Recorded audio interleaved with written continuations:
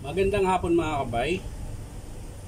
Ito po yung pangatlo ko na repair ngayon mga kabay. Bali DW806 ito mga kabay. Wala na po, tanggal na po yung sticker. Yan po yung model nito mga kabay. Ito po yung old model po ito mga kabay, DW806. Pero pares lang po yung armature nito sa DW810803. Yan. So ito mga kabay, sabi ng customer ay daw gumana. So sasaksak natin mga kabay. Walang power mga kabay. So bubuksan natin ito mga kabay. Tingnan natin kung ano dahilan. Siyempre, una pa rin. Sa carbon pa rin tayo sa wire pa rin tayo mag-uuna mga kabay ng sa wire. Cord, ito. I-tester natin mamaya. Bakit? Pero yung carbon nyo mga kabay, kalahati. Maiksi na. Ayan. Yung carbon nyo.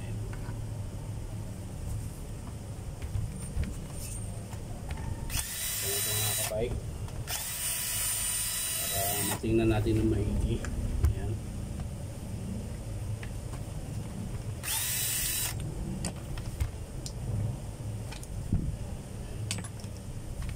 Una, dito tayo mag-tester muna sa wire. Check natin kung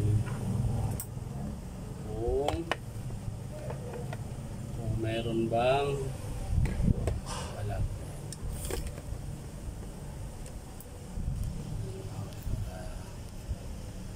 Para makita nyo yung palo. Ayan mga kabayan.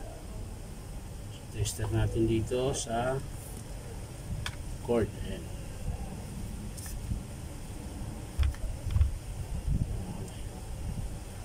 Kasi natin sa una.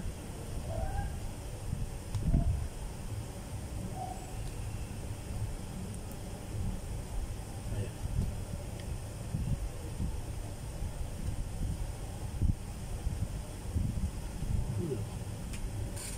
Hindi gumagana, hindi ko lang kita. Ayan mga kabay. Ayan. Ayan, pansinin nyo pa yan. Ayan, bumababa po yan. So buo po yung kabila. Ito sa kabila. Yan, meron din po mga kabay. Ayan. Ayan. Ayan. Gumagana din po. Ayan. So walang problema sa cord mga kabay. Buo. So dito tayo sa ano mga kabay, sa carbon. Tester natin yung dalawa mga kabay sa carbon. Ayan. Ayun, wala. Ayun, meron.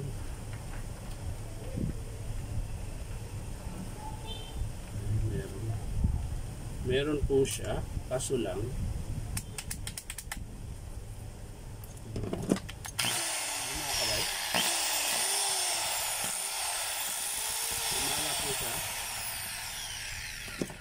yun nga lang, masiklab. Ayan. So maaaring sa carbon lang to mga kabay. Tingnan natin. Makalabas na yung stopper. Ayan po mga kabay. Oh. Ayan po. Labas na po yung stopper niya. Ayan. Ayan po yung stopper ng carbon. Ayan mga kabay, ayan. Ayan, kung makikita nyo po, meron yan. Ayan. Ayan yung naka-oscillate. Yun po yung stopper. Kaya ayaw gumana. Ngayon, papalitan natin sa mga kabay ng carbon. Ayan. Yung carbon. Titingnan natin kung maganda yung ano niya, tunog.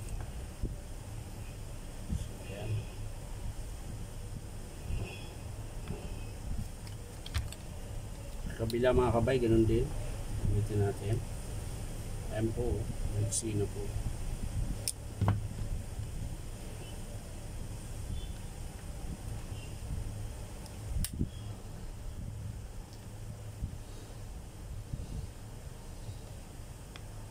Testing natin mga kabay.